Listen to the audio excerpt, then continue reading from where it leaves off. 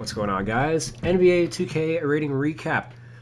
Back-to-back videos. I'm actually recording 2 days in a row. Wow, say it ain't so. We got 7 games to break down. We got 11 days until the trade deadline, so I am getting a lot of cleanup done on my roster. We're going to start off in Atlanta. The Hawks move to 23-25 on the season, dispatching the Pacers 132-116. Jalen Johnson struggled a little bit offensively in this one, had 15, 7, and 6 with 4 steals, but was only 5 of 19 from the field. Rest of the team had it going, though. Dyson Daniels, 22 points, 9 assists, 10 of 15 from the field. He continues to produce high number of assist totals, so I do have him at point guard. Nickeil Alexander-Walker, he should realistically also be at point guard. 21 points, 3 steals, 5 of 10 from 3 for him. He is starting next to Daniels, kind of a toss-up which one you want to consider the quote-unquote starting point guard. But CJ McCollum, who I have listed as a point guard, he's really functionally been a 2-guard for the Hawks. He had 23, 8, and 7 off the bench for them in this one. It was 5 of 7 from 3. Luke Kennard had 13 points, 3 of 3 from 3. He actually played small forward next to CJ McCollum in this one. CJ he's playing all of his minutes at 2-guard. In the past couple games, Luke Kennard had been subbing in for him, but in this one, Kennard was essentially the backup for Corey Kispert, which pushed Vit Krejci out of the rotation for the most part, only 5 minutes or 6 minutes, 5 minutes in the first half for Krejci, and then only played a minute of garbage time in the second half. Zachary Risacher, for what it's worth, is day-to-day, but Kennard and CJ are essentially closer to being 2 guards more than anything on this team. We'll see if Luke Kennard is still part of this team post-trade deadline. Risacher, as mentioned, he was upgraded to day-to-day.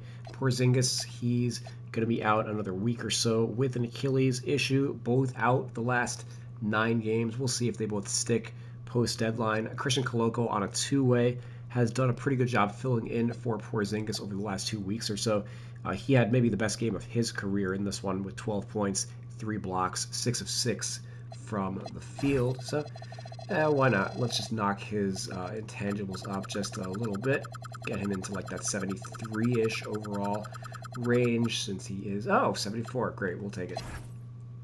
Since he is on like the outskirts of the rotation. Going over the Pacers, they dropped to 11 and 36. But really noteworthy is they ended up sticking with the Pascal Siakam at center and Jarris Walker at power forward alignment. Makes sense after they beat the Thunder, best team in the NBA, with that lineup. The Hawks obviously they're not the biggest team in the world either. Onyeka Okongwu's their starting center, and he's about the size of Pascal Siakam. So sure, yeah, run it for at least one more game. But those guys played pretty well overall. And Jarris Walker, in general, has been playing most of his minutes next to Siakam. So I guess they figured rather than play a stiff center, just put Siakam at the 5, play Walker at more of his natural position. And especially now that Benedict Mathurin is back, they have enough requisite depth to kind of get by at the 3. Siakam, 26 points, 9 rebounds, 3 blocks in this one, played 35 minutes. Jarris Walker, 12 points in 30 minutes. I did finally get his rating updated in the roster. He's +2 from 2K Sports, I believe. Benedict Mathurin, he made his return after missing the last couple weeks. 16 points, 6 of 10 from the field, played 25 minutes off the bench, notably, rather than starting. They seem pretty happy with what Johnny Furphy's given them so far as a starter. And Mathurin, played a lot off the bench last year, probably more comfortable in a 6th-man role rather than in the starting unit. Jay Huff, for what it's worth, with Jarris Walker playing more minutes and Pascal Siakam essentially taking over as the 5. He's essentially lost his rotation spot.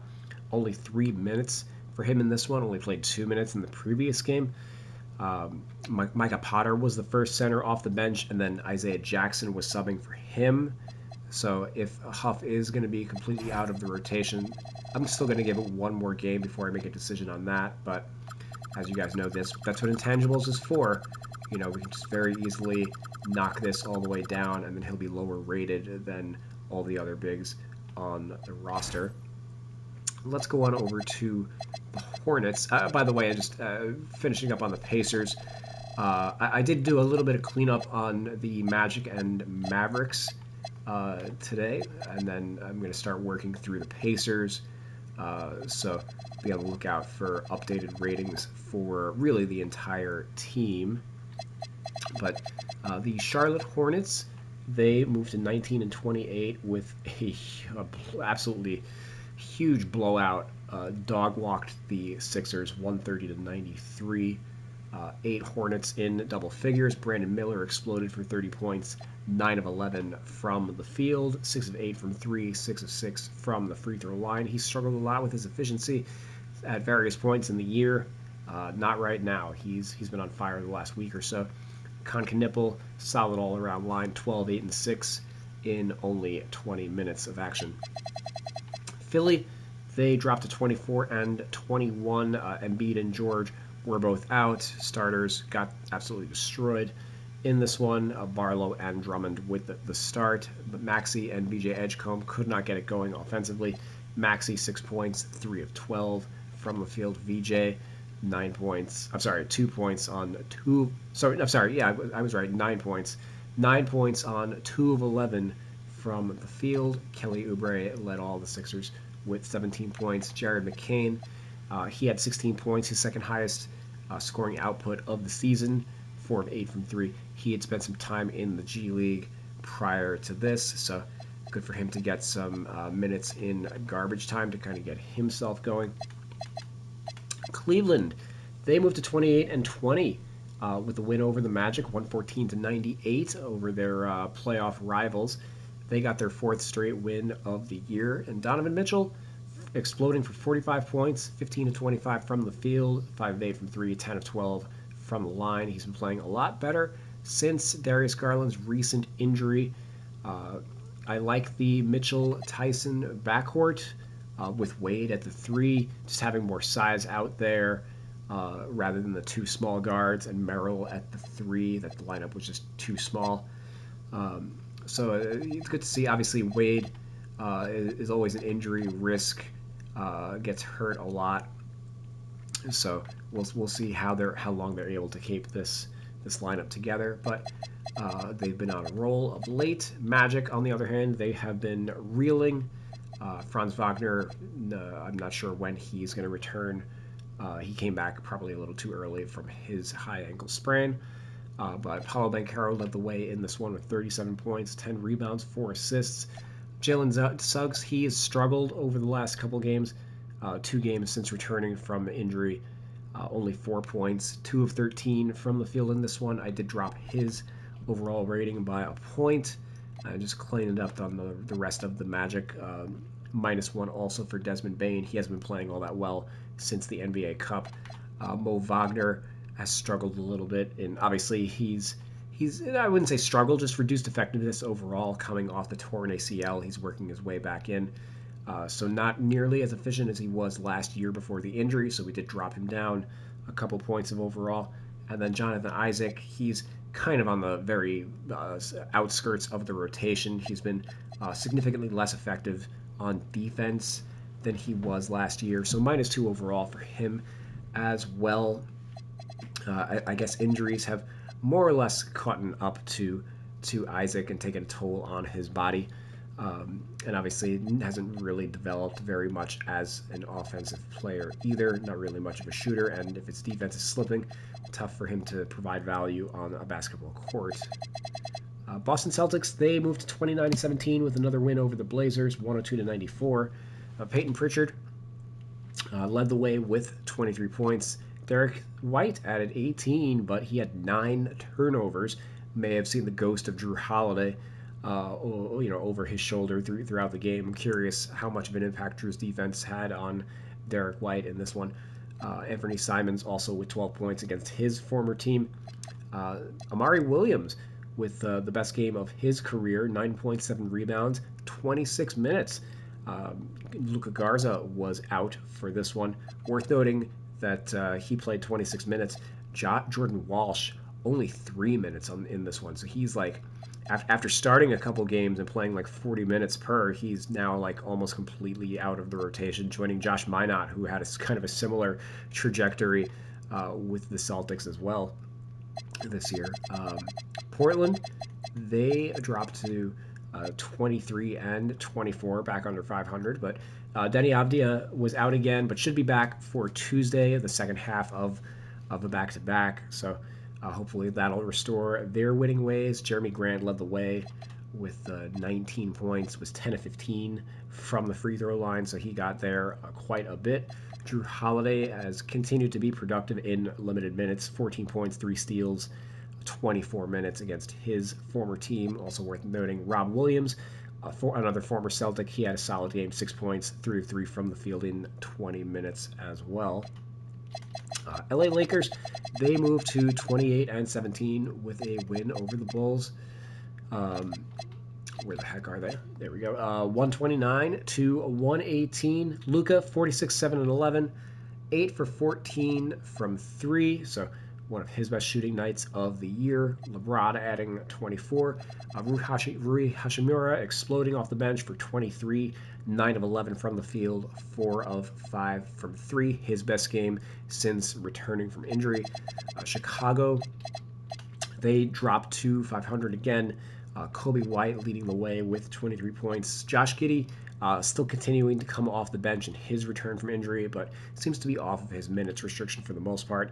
19, 6, and 7 in 28 minutes. The second unit, though, absolutely got crushed as Rui torched them. We'll see. I feel like maybe part of why Giddey has been coming off the bench is they really like what they've got with Buzelis at the 3, and they desperately need Okoro as a point of attack guy at the 2. So I would not anticipate maybe Giddey returning to the lineup until after the trade deadline, maybe if they move off of Kobe White, but certainly it's something that's worth keeping an eye on. He may end up making more sense as a backup rather than a starter, just because of his inability to like defend other point guards makes him a little bit of a difficult fit in most starting units. Going over to the Rockets, they get a nice win over the Grizzlies, moving to 28 and 16 on the year, 108 to 99 the final score of that game. KD and Alperen Sengun, 33 points each, 15 of 17 from the field for Sengun. Tari Eason was back in the lineup, starting 17 points in 27 minutes. 6 of 17 from the field, though. 4 of 8 from 3, so I probably do got to get his 3-ball up a little bit, but only 2 of 9 from 2. So conversely, maybe got to drop down some of these ratings as well. Amen Thompson, for what it's worth, a career high in assists with 14, added 8 points in 42 minutes. Rockets probably not trading for a point guard at the deadline.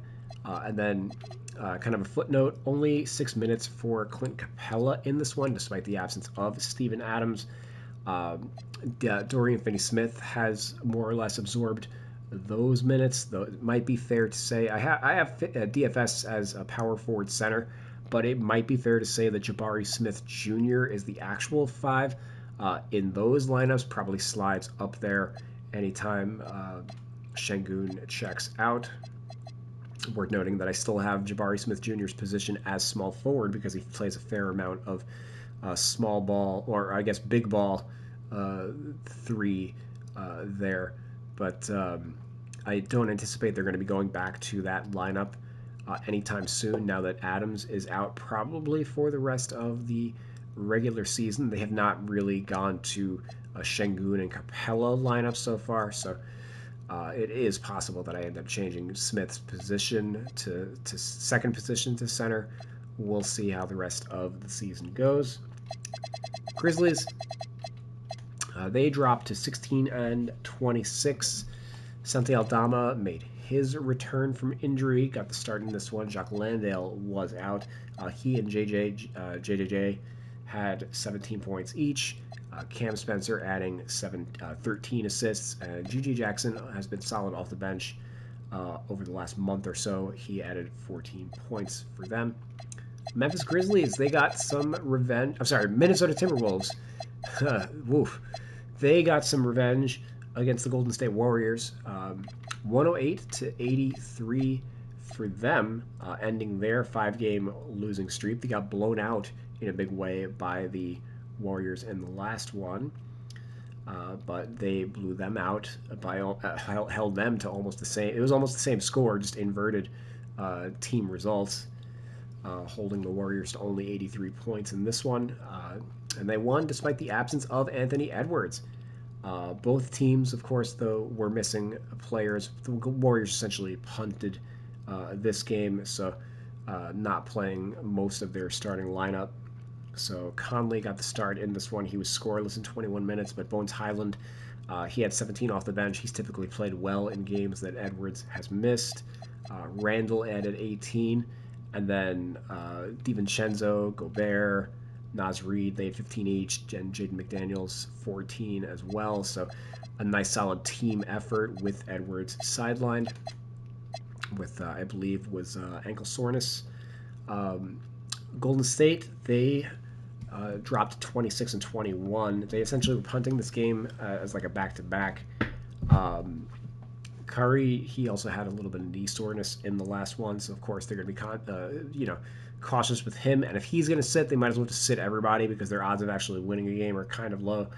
But Curry, Draymond, Horford, Melton, they all sat this one out basically for rest. Jimmy Butler, of course, is out for the season with a torn ACL. Quentin Post led the team in scoring with 13 points, which is maybe all you need to know about how they played in this one. Jonathan Kuminga, for what it's worth, has a bone bruise in his knee.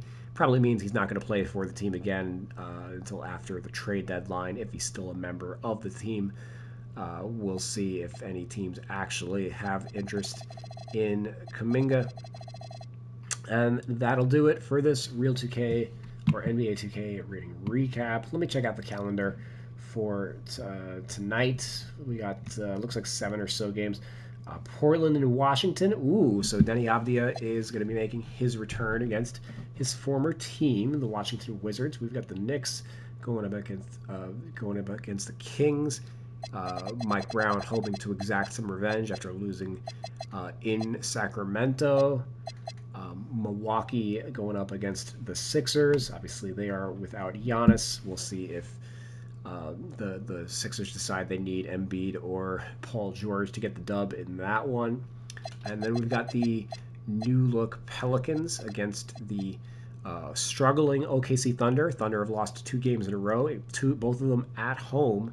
And then the Pelicans have been running Zion at point guard this year. So we'll see how, not this year, but over like the last 2 or 3 games. So should be an interesting matchup against OKC. We've got Detroit against the Denver. We'll see how many of these guys actually suit up for the Denver Nuggets. Brooklyn against Phoenix. I believe they are going to be looking to heavily tank that game, as I think the Suns, they have the Suns pick, if memory serves, unless they traded it back to them. I can't quite remember who the Nets have the picks of besides the Knicks, I guess.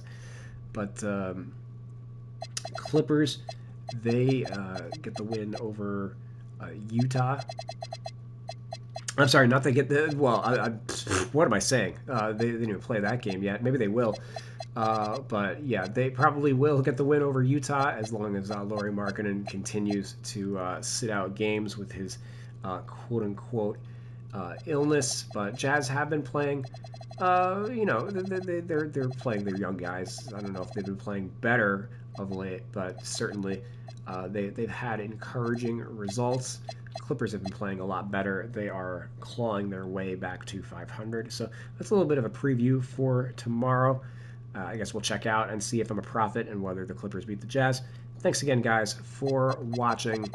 And then just let me know if there's any players that you think I need to update ratings for, prioritize, etc.